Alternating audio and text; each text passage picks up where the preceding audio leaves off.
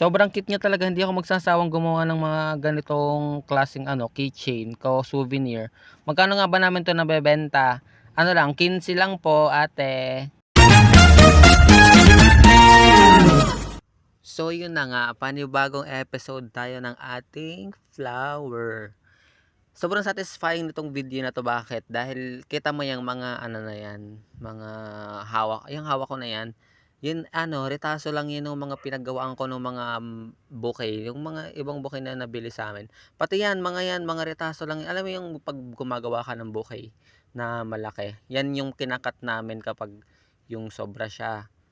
Tapos di ko akalain magagamit ko pa pala siya sa paggagawa ng ganyang kaliliit, tapos mabebenta pa namin. Yes, tama ka nang narinig. Kung isa ka sa bumili sa amin ng mga flowers, eto yung retaso o yung kaputol ng mga pinutol naming yung mga excess dun sa bouquet na binili nyo. So hindi talaga namin sila tinatapon kasi tamo hindi naman nakalain makakagawa kami ng bagong bagong product namin. No, nakalagay diyan. So ang tawag diyan ay pwede tawag diyan. So super mini flower. Mukha na nga siyang keychain. Yan ang sa sobrang liit niya. Nag-post ako sa Facebook bago ako gumawa ng video na to. Nung pagkatapos ko gumawa ng video na to, nag-post ako sa Facebook, tapos pinost ko magkano namin siya ibebenta. Actually, may idea na kami kung magkano talaga. So hindi naman siya sobrang mahal. Ano lang siya, 15 lang. Bakit 15? Yung iba nag-comment ng 60, 50. So na-imagine ko na-imagine ko na siguro yun yung tingin nila na worth nung yung ginagawa namin. Pero sa akin talaga, okay lang siya na mababa. Kahit 15 lang. Bakit? Kasi yan retaso lang ng mga umorder sa amin. So, dapat na yan, mga patapon na yan dapat, 'di ba? Pero nagawa pa namin pagandahin, tapos lalagay namin diyan. Tingnan niyo na lang yung finished product. Kita niyo naman sa intro do, yung finished product namin. Ganyan siya kaganda. Tapos, tingnan niyo ha, ang liit lang niya talaga. Ang kahirapan lang sa paggawa niya, ang sakit niya sa kamay kasi ang liit niya sobra. Tapos etong mga wrapper na gagamitin mo, ang liit. Halos lahat ng gagamitin mo ang liliit lang din. Tingnan mo yung ginawa kong bulaklak.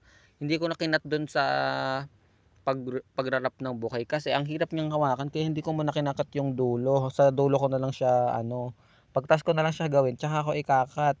Kita nyo naman, sobrang hirap. Tingnan mo dulong daliri lang yung panghahawak mo diyan, tapos ilalagay mo. Tingnan niyo naman kung gaano ko kabilis nagawa. Ito yung paggawa nito, wala pang 5 minuto. Sa sobrang liit niya, wala pa talagang 5 minuto yung pagkakagawa niyan. Tapos nag-experiment lang. May sakto naman, meron kami mga print nung thank you. Matagal na namin na print yan parang pa. Nung nakaraang buwan ng Mother's Day pa namin na print yan dito sa printer namin. Tamo napakinabangan pa namin yung ganyan, yung ayan kasi mga parang greetings card na ganon. Napakinabangan pa namin na ilagay pa namin diyan. So sa paggawa ng ganito, kailangan mo talaga ng sobrang habang pasensya. Bakit? Dahil alam mo yung yung isang buong wrapper, yung 58 by 58 cm. Hahatiin mo yun sa 1/4. Tapos yung 1/4 nun, hahatiin mo ulit sa pinakamaliit na 1/4 para makapagawa ka ng ganyan. Kita mo, yung isang maliit hahatiin mo sa 3, tapos yung isa naman hahatiin mo sa 2 square. Tapos yung isa, sobrang liit na yan, hahatiin mo pa sa ganyan para lang mailagay mo dun sa harapan niya para mas maganda. Kaya nga kung gagawa ka nito, dapat kailangan magbaon ka ng sobrang habang pasensya. Alam mo, pati yung maliit na yan, yung fuzzy wire na yan, sobrang liit niyan. Sobrang hirap niyang i-twist para ipo-form mo siya ng pinakamaliit na gumawa kami ng ganyan. Sobrang medyo malaki-laki pa diyan sa nagawa namin ganyan. Pero sobrang hirap niya talagang gawin. Kailangan yung sobrang liit lang para magkasya dun sa paglalagyan namin. Itong video na pala to ay hindi naman siya totaling tutorial. Basta manood kayo kung ano yung ginagawa ko diyan, matututunan niyo din naman 'yan. Pag masyadong mabilis, edi paulit-ulitin niyo o pabagalin niyo lang sa Alam mo yung mahirap pa dun sa ginagawa kong to, bukod sa maliit na yung wrapper niya. Ang hirap pa mismo ng wrapper dahil yung ganyang wrapper, yung papel, sobrang hirap niyan itupi kasi pag konting pagkakamali mo lang, hindi mo na maibabalik yung yung tupi. Unlike yung mga plastic na wrapper, mabilis lang yun ibalik, hindi agad din pag tinupi mo, hindi agad siya sumusunod. Pero pag itong papel, kaunting tupi mo lang talaga, hindi mo na siya maibabalik sa dati. Kailangan ano, maingat ka sa paglalagay. Tapos itong ano na yan, itong parang kulambo na yan, retaso lang din yan dun sa mga alam mo yung ginugupit namin dun sa baba ng bukay. Ganyan, retaso lang din talaga siya. Tapos pagsasama-samahin nyo lang, tapos makakabuo ka na ng ganyan. Hindi naman siya ganun kahirap. Siguro mahirap sa mga ano, sa mga yung mga baguhan na gumagawa. Pero sa akin kasi, parang gumawa lang ako ng mga ilan, doon ako nahirapan kasi bago pa lang. Pero nung nakagawa na ako ng mga ano lang, mga tatlo, apat na, nagagamay ko na siya, sobrang bilis ko na lang siyang gawin. Wala pang 5 minuto nakakagawa ako ng isa. Baka nga nasa mga ano lang, mga nasa 3 minuto lang nakakagawa na ako agad.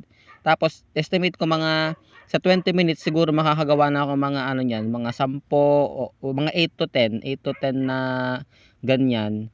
So kailangan lang talaga ng ano, ng tiyaga. Pag kung wala kang tiyaga, bahala ka sa buhay mo.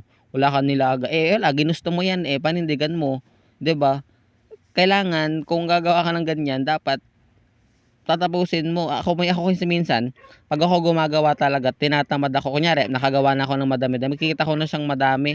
Tinatamad na ako, magpapahinga ako ng konti at tapos sasabihin na sa akin, "Uy, gumawa ka na ulit." Tsaka na ako gagawa. Basta pag nakita ko ng madami, natutulala talaga ako kapag ano, bulto-bulto na sa harapan ko. Tapos kapag kinulubit ako, tsaka na ulit ako gagawa. Pag may naalala ko, o hindi na, mag-scroll muna ako yan sa Facebook para lang ano, makahanap ng inspiration sa mga bouquet-bouquet. Ayun, madami nagpo-post ng mga bouquet na ganito. Yung ibang ganito nila, nasa ano, keychain yung ginagawa nila. Pero ito kasi, hindi, parang mukha siya nga siyang souvenir. Pwede siyang pang souvenir. Tapos ayan, kita nyo, ilalagay ko siya diyan. Sobrang struggle talaga sa paglagay ng ganyan kasi ang liit din nung ano, ang liit din nung paglalagay ng plastic. Itong plastic na yan, yun yung plastic ng ano, nung mga money garland, money bouquet. Yan yung ginagamit namin kasi parang ano lang yan, kasing kasing lapad nung sa yellow, pero hindi siya na-expand. Parang ito kasi sobrang fragile niya.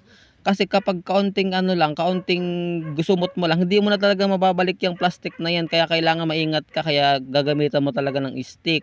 Tapos yung lalagay mo na ng mga print. Pero aayusin mo muna syempre yung ano, baka kasi pagkakalagay mo, yung alam mo yung nakaangat yung mga ano, yung wrapper niya nakaangat na, yung ribbon nakaangat na din. Kailangan ayusin mo, tapos maingat ka sa paglalagay nitong thank you ano na yan, yung sa message na yan. Kasi kapag sabi ko nga, pag nalukot na yung papel, yung plastic, hindi mo na maibabalik. Tapos kailangan yung una mong gawa, kunyari gumawa ka ng isa, kailangan ka-size din siya noon. Kasi ang pangit niya kapag, alam mo, wala, napapangitan lang ako kapag ano, kapag yung pagkakagawa hindi pantay-pantay yung laki. So parang ang pangit niya pang souvenir, kailangan pare-pareho. Tapos yung plastic na sobra niya, dapat gugupitin mo kasi pantay lang siya nung ano, nung card. Dapat ganyan. Kasi alam mo, hindi ko alam ba, naiirita ako, parang nababother ako. Alam mo yung ano, yung kapag aalalahanin mo kasi ng ay hindi ko nagupit yun, hindi ko na ano, nalukot na. Aalalahanin mo yun, ang aalalahanin hanggang sa magupit mo na, hanggang sa maisipan mong gupitin na lang nga talaga. So kailangan sa una pa lang talaga, kung alam mong pangit na siya, aanuhin mo na, ayusin mo na. Siyempre, para din naman yan sa ano, sa customer. So yan, tamo, ang dami na naming nagawa. Ito ano lang to, 15 lang to isa. Pero ano 15 to kapag yung kami mismo magbebenta. Pero kung ano, kung nakapwesto na kami, ibang usapan na yun.